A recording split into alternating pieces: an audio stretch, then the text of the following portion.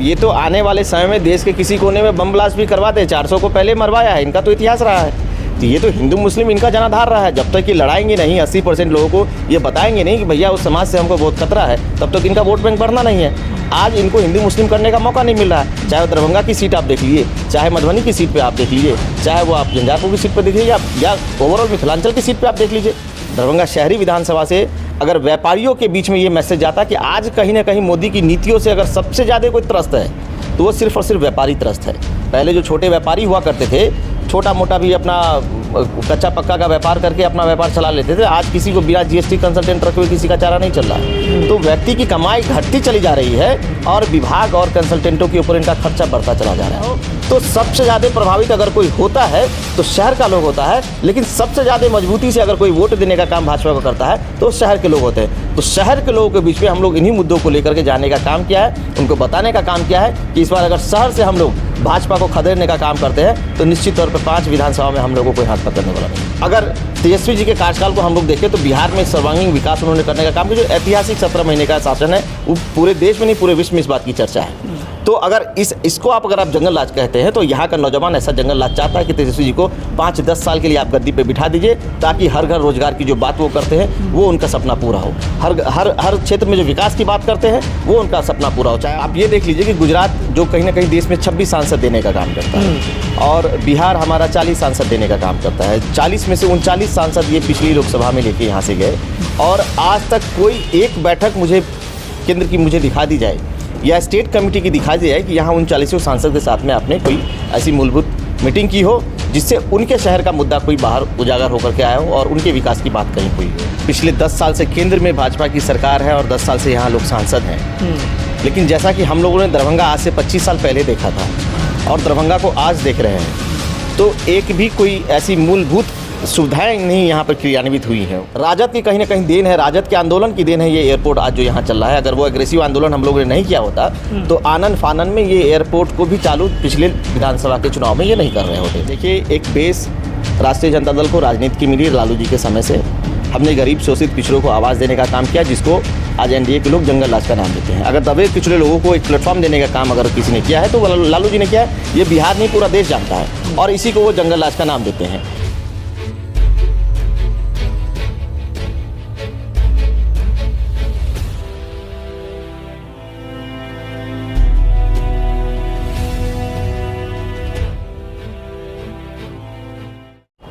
नमस्कार, इस वक्त हम मौजूद हैं दरभंगा में और जैसा कि आप सब लोगों को पता है कि देश के अंदर इस वक्त लोकसभा 2024 का चुनाव चल रहा है। पहले फेज़ का चुनाव हो चुका है, अब दूसरे फेज़ का चुनाव होना है, मतदान होना है।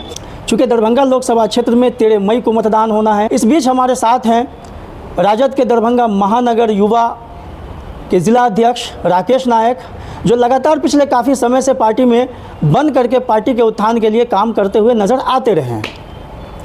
इस बार चूँकि दरभंगा लोकसभा सीट पर इंडिया गठबंधन की तरफ से राजद के कद्दावर नेता 6 बार से दरभंगा ग्रामीण विधानसभा से विधायक हैं ललित यादव, उनको टिकट दिया गया और वो प्रत्याशी है इंडिया गठबंधन की तरफ से।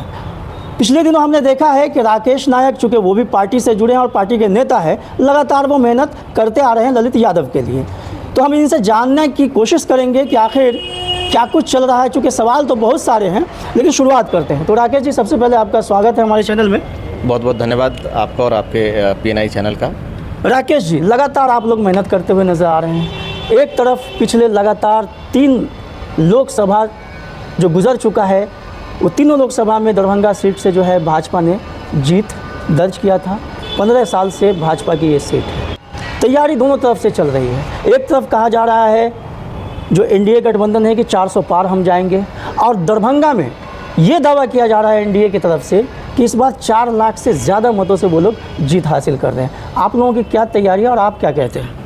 देखिए, हम लोग कहीं ना कहीं ये मानते हैं कि दरभंगा में बीजेपी का जो लगातार 15-20 सालों से सांसद रहे हैं, यहाँ से अलग अलग लोग विधायक रहे हैं।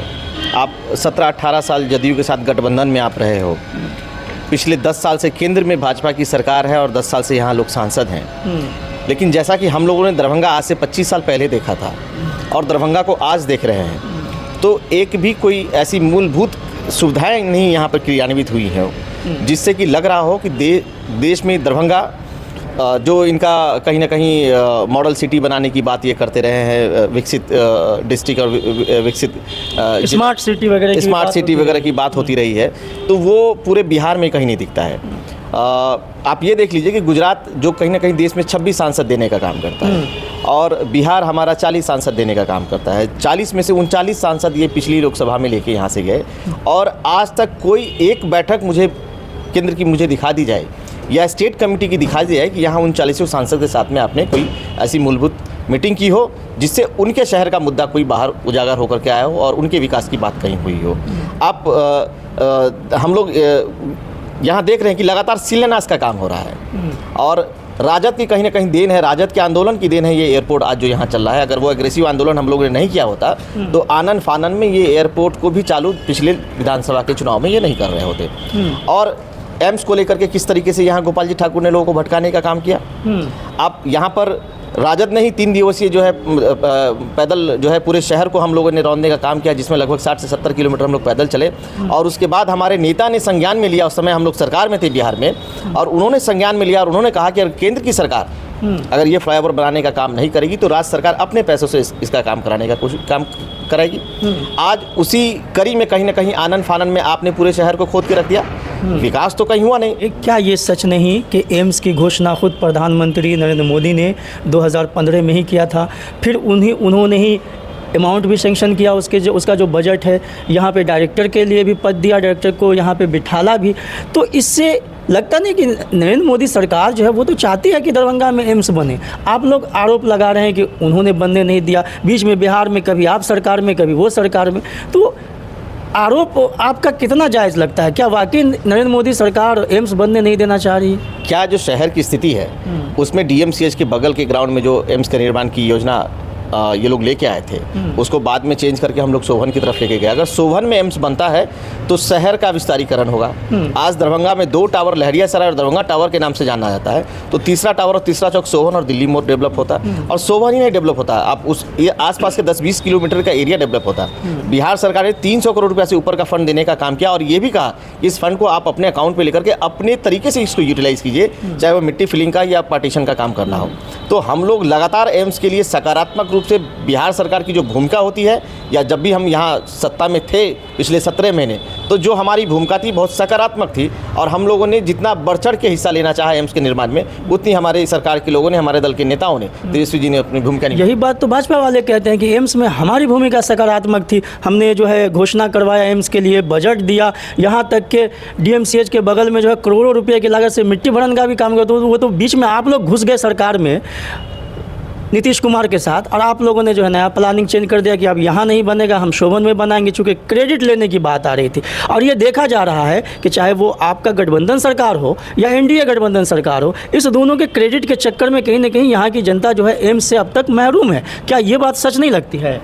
आप 100% आपकी बात सच है, लेकिन आप केंद्र की बात करेंगे तो मोदी जी ने तो इसकी विधिवत यहाँ ट्रीटमेंट चल रहा है और एम्स चालू है।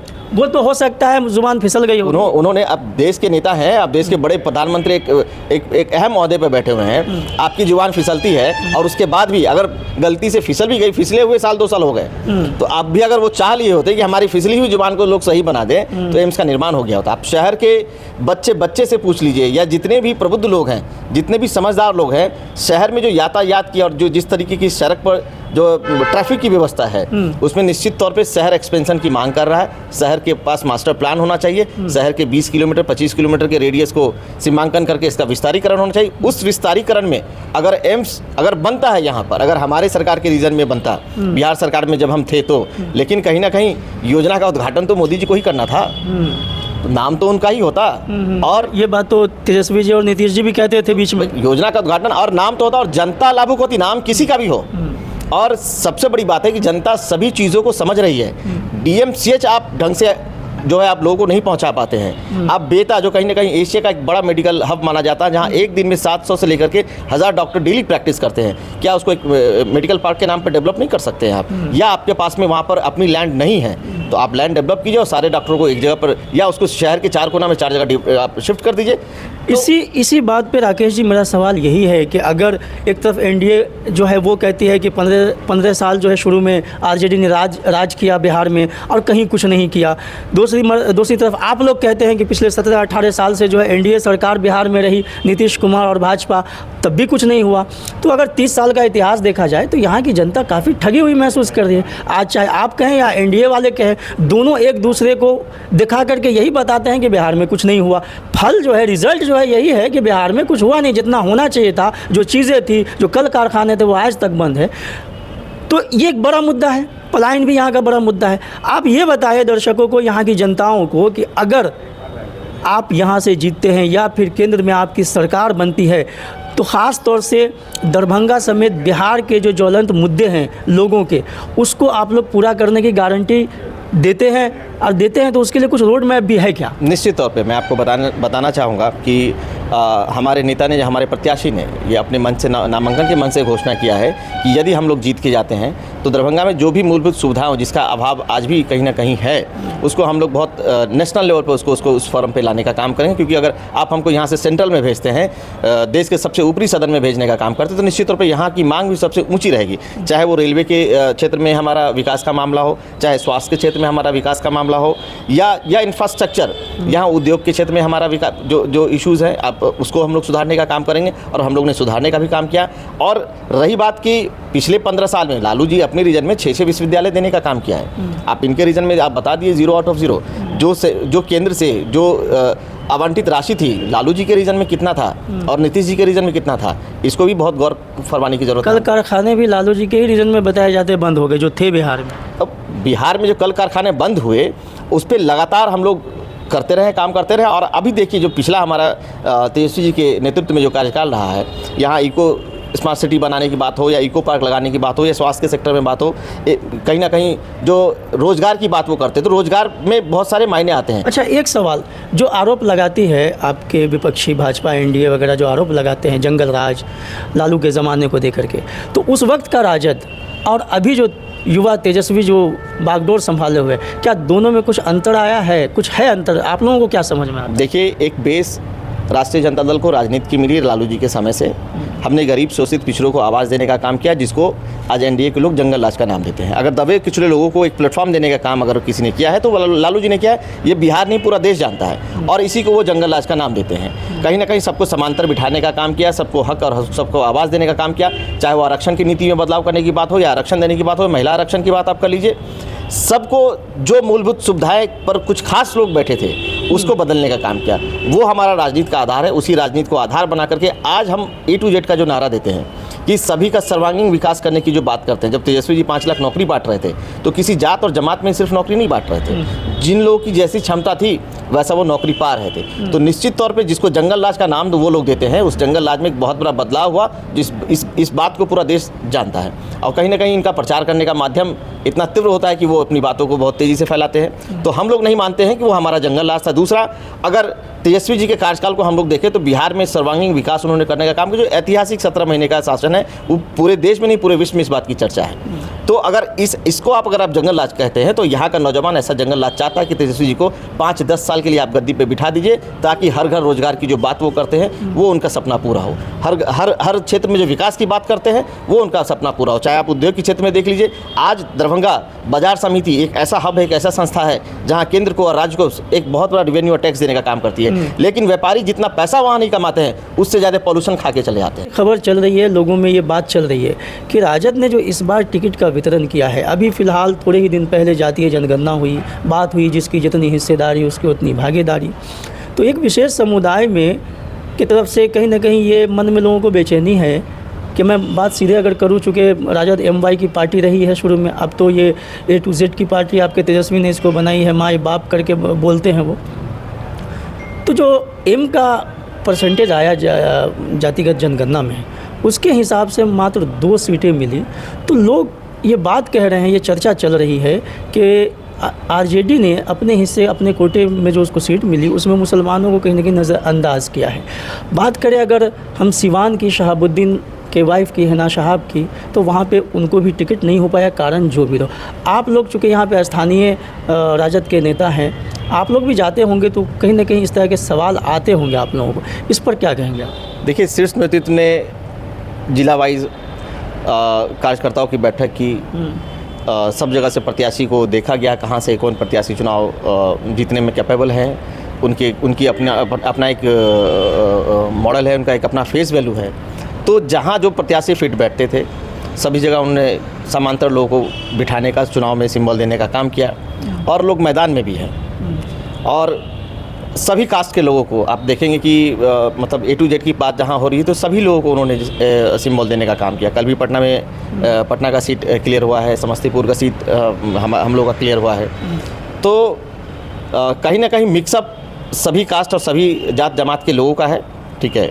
और इसमें इस तरह के सवाल तो आते रहते हैं, लेकिन जो शीर्ष नेतृत्व कहीं ना कहीं जो निर्णय लेती है, वो गठबंधन के सब लोग मानते हैं, पार्टी के सभी नेता मानते हैं, चाहे वो किसी जात और किसी जमात से आने वाले। देखा गया अभी 1-2 दिन पहले मीडिया में एक बयान चल रहा है प्रधानमंत्री का, इसमें वो पूर्व प्रधानमंत्री जो थे आपके यूपीए के मनमोहन सिंह, उनके एक बयान को कोट करके उन्होंने कहा कि मनमोहन सिंह ने कहा था कि देश के जो है संसाधनों पे पहला हक मुसलमानों का है, और कांग्रेस ने अपने मैनिफेस्टो में ऐसा कहा है कि जो आर्थिक स्थिति है उसका हम सर्वेक्षण करेंगे और फिर जो है सब लोगों में उसको बराबर डिस्ट्रीब्यूट करेंगे। तो ये चाहते हैं कि आपका धन, आपका पैसा लेकर के किसको देंगे, मुसलमानों की तरफ इशारा किया है। इसको कैसे देख रहे हैं आप? ये तो आने वाले समय में देश के किसी कोने में बम ब्लास्ट भी करवाते हैं, 400 को पहले मरवाया है, इनका तो इतिहास रहा है। तो ये तो हिंदू मुस्लिम इनका जनाधार रहा है। जब तक कि लड़ाएंगे नहीं, 80% लोगों को ये बताएंगे नहीं कि भैया उस समाज से हमको बहुत खतरा है, तब तक इनका वोट बैंक बढ़ना नहीं है। आज इनको हिंदू मुस्लिम करने का मौका नहीं मिल रहा है। चाहे वो दरभंगा की सीट आप देख लीजिए, चाहे मधुबनी की सीट पे आप देख लीजिए, चाहे वो आप झंझारपुर की सीट पे देख लीजिए, या ओवरऑल मिथिलांचल की सीट पे आप देख लीजिए, तो इनका तो आधार रहा है। मोदी जी के भाषणों में ये निकल के आया कि वो जात, वो समाज के लोग तो कपड़ा से पहचाने जाते हैं। आप किसको बोल रहे हैं कपड़ा से पहचाने जाते हैं? क्या वो इस देश का हिस्सा नहीं है?